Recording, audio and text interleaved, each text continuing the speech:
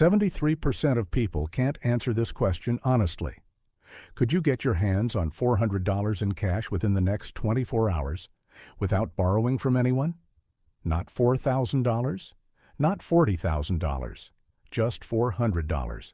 The cost of a car repair, one emergency vet visit, a single broken appliance. That's the test. That's the whole test. If you felt a knot in your stomach just reading that question, you're not alone. And if you felt completely confident, stick around, because what you're about to learn might still surprise you. Here's the stat that broke me when I first saw it. 73% of adults cannot pass this test. Nearly 3 out of every 4 people are one small emergency away from a genuine financial crisis. That's not 73% of people living in poverty. That's not 73% of minimum wage workers. That's 73% of all American adults, including people who earn 6 figures. The $400 test doesn't measure how much you earn. It measures something far more important, and almost nobody is talking about it. In the next 15 minutes, I'm going to show you exactly what this test reveals, why most people fail it, no matter their income, and the exact system used to permanently pass it. And if you fail this test right now, that's not a life sentence. That's just your starting line. Let's get into it. Meet Marcus, 34 years old, $72,000 a year. Good job, nice car, goes out on weekends.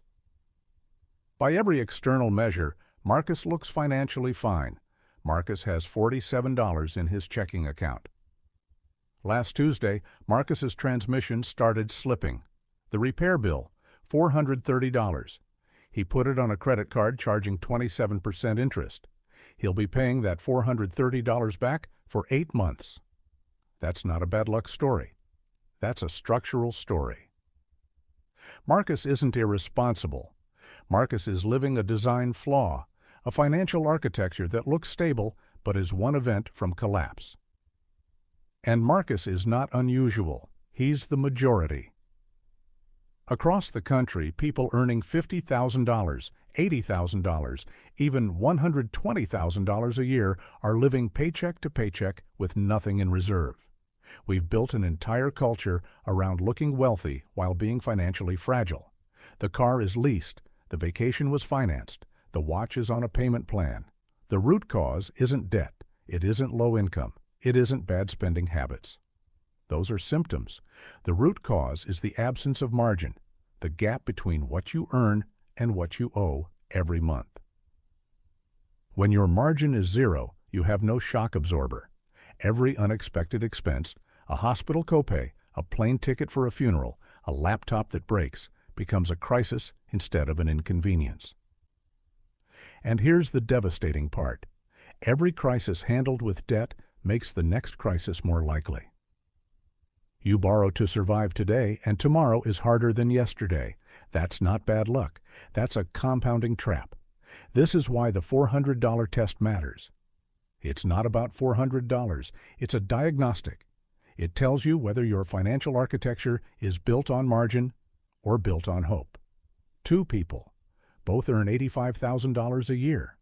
Person A saves 18 months of expenses. Person B saves nothing. Same income. Completely different financial reality. This is the thing almost nobody teaches you. The $400 test splits every person watching this into 2 groups, not by what they earn, by what they keep. And the gap between those 2 groups is not talent, it's design.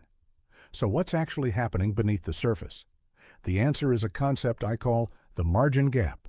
And once you see it, you can't unsee it. The margin gap is the distance between your income and your true fixed obligations. Most people have accidentally closed that gap to zero, and they did it one affordable commitment at a time. Here's how it happens. You get a raise, $500 more a month.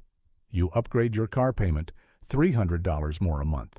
New streaming services, a gym membership, delivery subscriptions, another $180. Net margin gained, $20. Economists call this lifestyle inflation. Every income increase is almost immediately absorbed by a proportional spending increase. Income goes up, lifestyle goes up, margin stays flat or shrinks. You feel richer because you're spending more, but your emergency buffer is still zero. Now here's the mental model that changes everything. I call it the three-layer financial stack. Every person's finances exist on one of three layers, and only one of them passes